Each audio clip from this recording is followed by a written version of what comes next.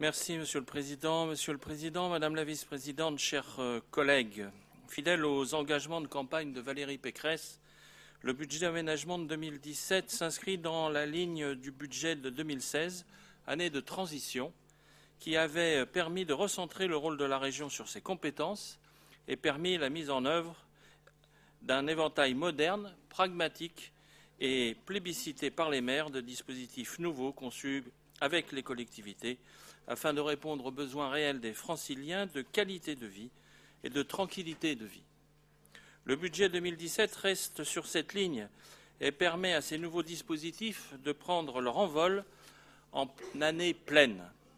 Je pense tout particulièrement à 3 dispositifs: 100 quartiers innovants et écologiques, le contrat d'aménagement régional, le CAR, et le dispositif d'urbanisme transitoire. Ainsi, je salue la cohérence de ce budget 2017 qui est dans la ligne fixée par la majorité régionale. Il est offensif en investissement et très rigoureux en fonctionnement. En investissement, à périmètre constant, c'est-à-dire en intégrant l'ensemble des lignes budgétaires du nouveau contrat d'aménagement régional, le budget est en hausse de plus 6,6 millions d'euros, avec 63,9 millions d'euros en 2017.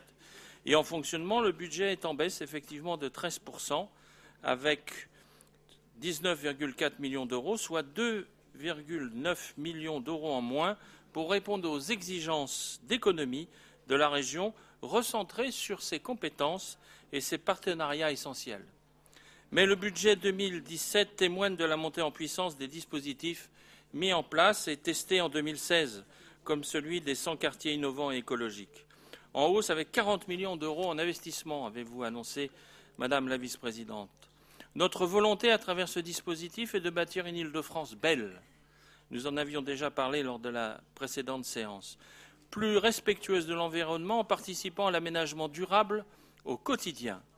Ma ville de Rueil-Malmaison, avec son futur écoquartier, a été retenue dans le cadre de ce programme après une rigoureuse étude par la région et je vous en remercie.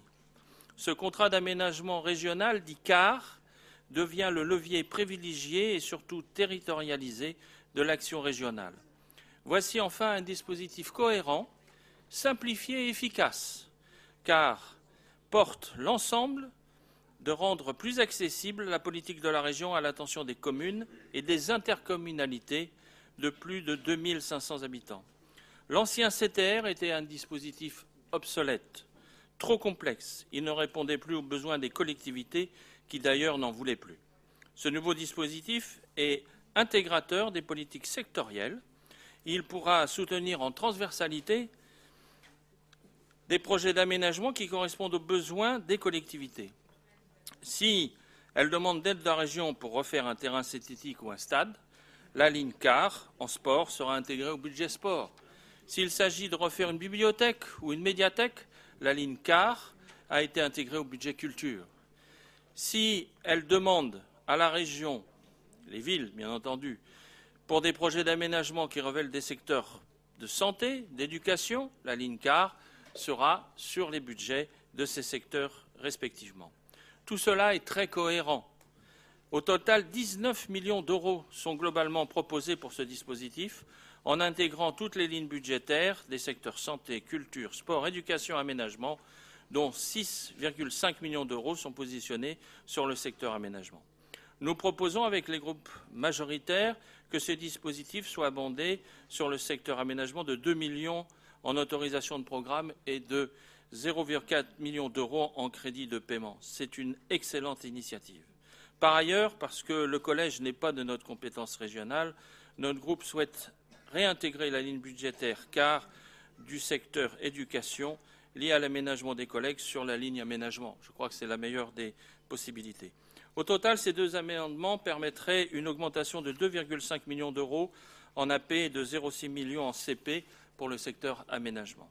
Enfin, je salue le rôle de la région à travers ce budget qui conforte son soutien aux projets d'aménagement suscitant créativité et innovation. Je pense au financement des stratégies d'études pluriannuelles afin d'aider les EPCI des territoires ruraux et périurbains, avec une enveloppe de 1 million d'euros. Je pense surtout à l'innovation urbaine, avec une enveloppe de 3,5 millions d'euros, pour permettre notamment aux dispositifs d'urbanisme transitoire d'accompagner les collectivités qui souhaitent redonner de la valeur à des lieux délaissés, comme des terrains en friche, afin d'optimiser l'utilisation temporaire de leur foncier. C'est un excellent dispositif qui, je le sais, sera inévitablement plébiscité. En conclusion, le budget de l'aménagement est le budget le plus cohérent, efficace et pragmatique que nous avons pu connaître dans ce secteur pour accompagner réellement les collectivités franciliennes, des plus rurales aux plus urbaines. Monsieur le Président, Madame la Vice-présidente, merci pour tout ce qui est engagé. Nous vous apporterons sans réserve notre soutien.